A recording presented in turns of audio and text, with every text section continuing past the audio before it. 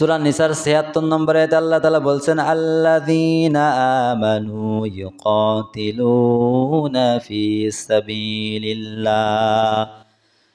যারা নাকি ঈমানদার তারা পথ অবলম্বন করবে আল্লাহর পথে।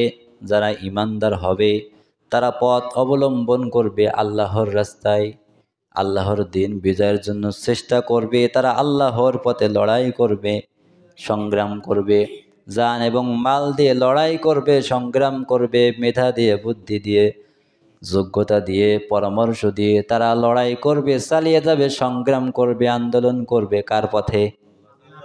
যারা ঈমানদার তারা লড়াই করবে কার পথে? আল্লাহ রাব্বুল আলামিন সূরা নিসার ভিতরে বলেছেন ৭৬ নম্বর আয়াত। হয়তো যদি ভালো না লাগে আয়াতগুলো লিখে নেন, নাই মনে রাখবেন, বাড়িতে যে দেখবেন। আল্লাহ তাআলা বলছেন যারা ঈমানদার হবে তারা লড়াই করবে কার পথে?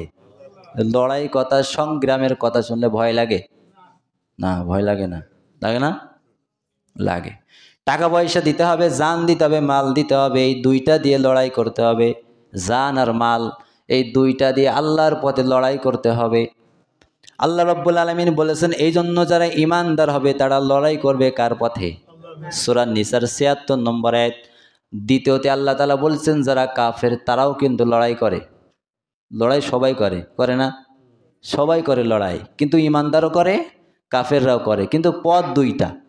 ঈমানদাররা লড়াই করে আল্লাহর পথে। দ্বিতীয় নম্বরে আল্লাহ তাআলা বলছেন যারা কাফের তারা লড়াই করে কার পথে? আল্লাহ তাআলা বলছেন ওয়াল্লাযীনা কাফারু ইউকাতিলুনা ফি সাবিলিত তাগুত। নিঃসন্দেহে পরপক্ষে যারা কাফের এরাও লড়াই করে, সেটা হলো তাগুতের পক্ষে, শয়তানের পক্ষে। তাগুত কারা?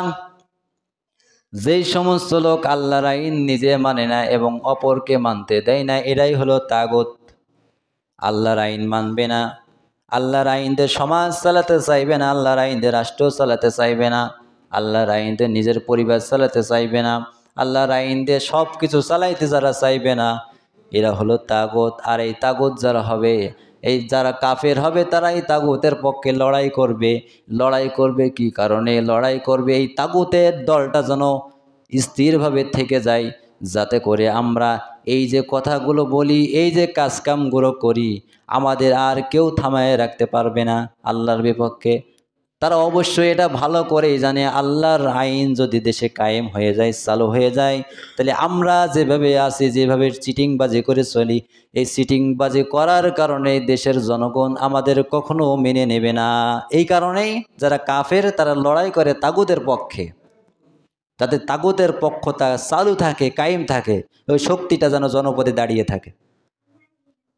এখন আপনাদের কাছে আমার প্রশ্ন হলো, বলেন তো দেখি, আমরা ঈমানদার হয়ে আল্লাহর পথে লড়াই করব না কাফের হয়ে তাগুতের পক্ষে লড়াই করব? আবার ক্লিয়ার বলেন তো দেখি, আমরা ঈমানদার হয়ে আল্লাহর পথে লড়াই করব না কাফের হয়ে শয়তানের পথে লড়াই করব? ঈমানদার হয়ে আল্লাহর পথে লড়াই করব। কথা ঠিক থাকবে তো? আপনি ঠিক রাখবেন নাকি?